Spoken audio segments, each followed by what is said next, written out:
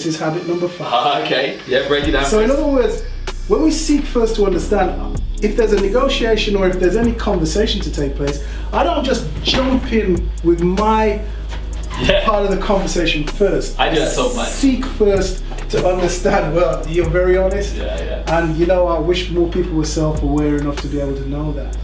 But seeking first to understand means you give the other party an opportunity to express themselves first.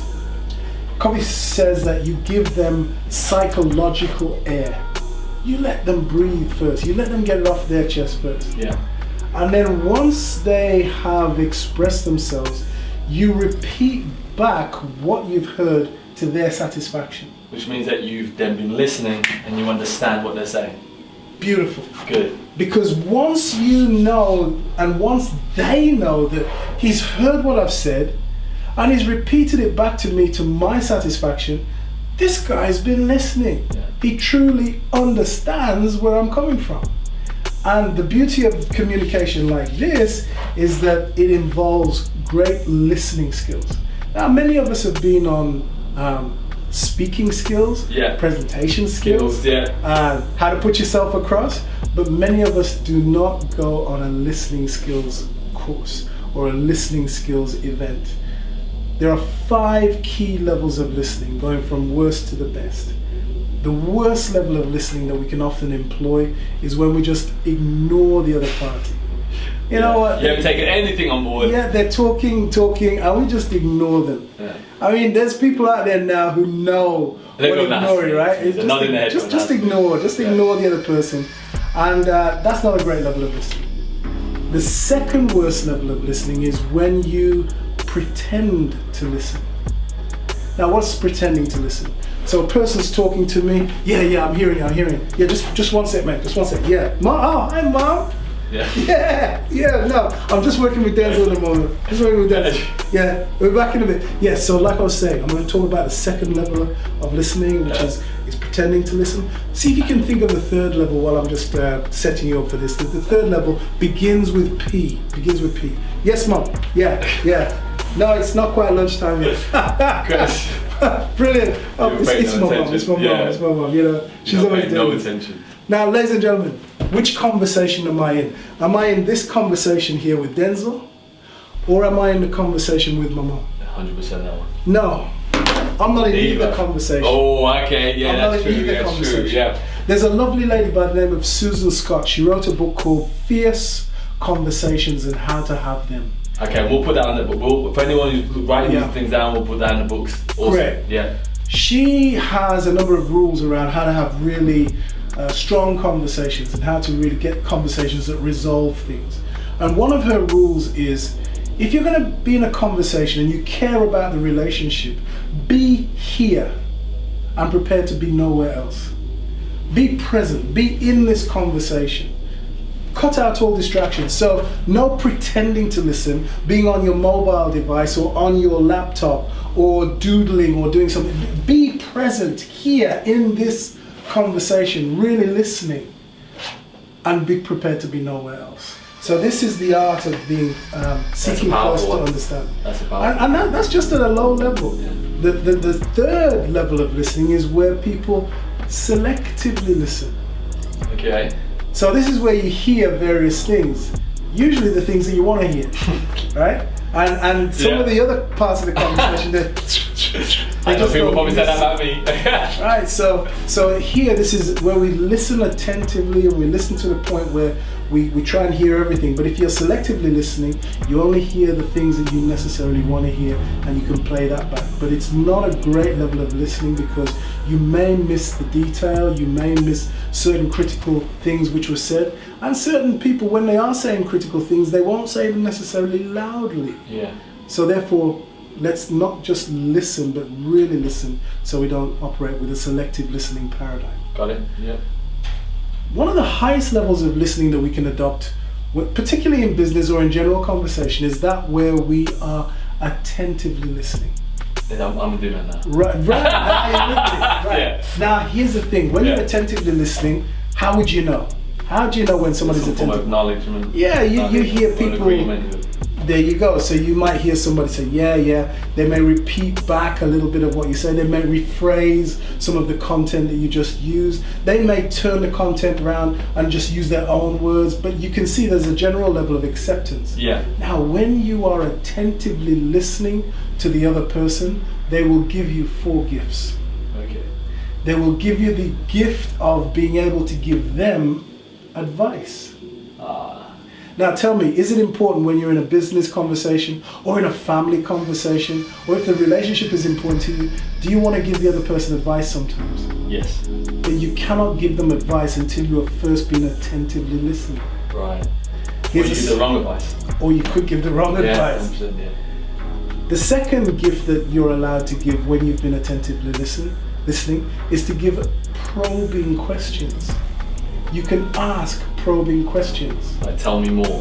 What does that mean? Well, a probing question is, well, Denzel, you came to my office today and traffic was terrible. But which route did you take? Okay. And would you have taken a different route had you known that the conditions were a little difficult in that particular area? Now I'm asking you probing questions. Yeah. Right? But if I don't first attentively listen, probing questions seem like an inquisition. Yeah. So why did you do that? And why aren't you on time? Yeah. And why did this happen? And why did that happen? And why aren't you doing this? It sounds like an inquisition. But when you've come from a position where you're attentively listening, you're allowed to do you're that. allowed to do it. You yourself notice the difference? Yeah. Does anybody remember a Harry Enfield character? You don't want to do that. You don't want to do that. You know how annoying that character was? Yeah. But imagine that when you don't attentively listen, it's almost as if you're saying, you don't want to do that, you want to do this. So you want to avoid that where possible. So first gift is you get the gift of being able to advise, to ask probing questions. The third gift you are able to do is to interpret. The interpretation means that I try to see things from your perspective. Right. Oh, so this is what happened when you're on your journey. I can understand that. It's happened to me on many occasions. So if this is happening, maybe we could do this or that in the future. So you're allowed to interpret the circumstances. Powerful. Very, very powerful. And finally, the last gift. The fifth gift. The fourth gift. Oh, the fourth. So advising, probing, interpreting. The fourth gift is that of evaluating. Okay. Now, what does it mean to evaluate? To evaluate means to make a judgment. Right. Now, really, if I'm really your friend, if I'm truly in business with you for us to both succeed, sometimes I'm going to want to make some judgments. Denzel, you really don't want to do that. Denzel, you should do that. But who am I to make a judgment about you unless I have first been really attentively listening? You with me? So this is what highly effective people do, particularly in business, particularly when the relationship is really valuable to them. They attentively listen. And I'm hearing whys all over the world. If my husband could only do this. Oh yeah, the why? Get all the other habits, man. I just want to have habit 5, and we're all good. This one's for the fellas. Yeah, good. Because I know the girls are saying that for sure. But here we go. Don't mean to be sexist, but sometimes a lot of those levels of listenings break down.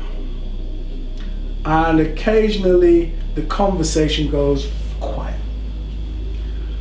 When the conversation has emotion wrapped around it, and it becomes emotional and not a lot of words are being said, you have to adopt a different level of listening. This fifth level of listening is called empathic listening. Never heard of that. Empathic listening is where you almost listen with your eyes for feeling. Now it sounds crazy to say that, but you're now in a position where it's not about the words, it's about the feeling that's in the room, being able to acknowledge that. There's an old American Indian saying that never let me judge a man until I have first walked a mile in his moccasins, in his shoes. In other words, let me see what the situation is like from their perspective. Oh, okay. So let me put myself in their shoes. Let me empathize with where they are. Not sympathize, but empathize. Let me put myself in their perspective to really understand where they're coming from. Good. And maybe I'll catch it. Maybe I'll understand a lot more. We could go so much deeper with this one, but I'm just going to press the pause button on it right now. Yeah. Seek first to understand, Got it. then to be understood. Yeah. This is the root, the tree roots. This is the pathway, like the tree trunk. And this is going to bring us to the fruit. The fruit is where we can synergize. Synergize, yeah. And to synergize means where you are putting your ideas on the table, I'm putting my ideas on the table, and our collective ideas is more than anything that you could have bought as an individual or I could have bought as an individual on my own. The whole is greater than the sum of its parts. Yeah. This is where we're talking to each other, we're seeking first to understand, and we're coming up with not only solutions, but we're also coming up with solutions on top of solutions. This is where 1 and 1 don't equal 2, 1 and 1 equals 3, 4, 5, 6, 7, 9, 10. Multiples. Yeah, because now we're really open to communication, open to suggestion, open to paradigms. We're looking for what Covey describes. This is an exciting time. This is an exciting one. This is